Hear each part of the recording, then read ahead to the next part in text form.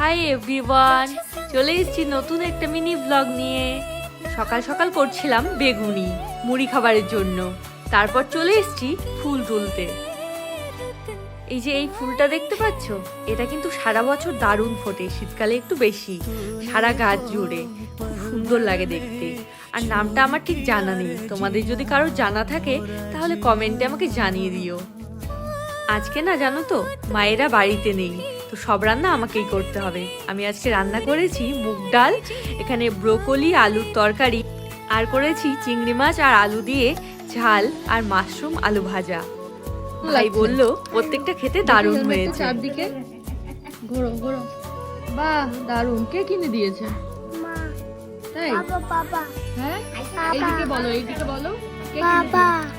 তাই? আজ তবে আসি, দেখা হচ্ছে নেক্সট দারুণ কোনো হয়েছে ভিডিওতে। মোমেন্টটা। সবাই ভালো থেকো, সুস্থ থেকো, বাই।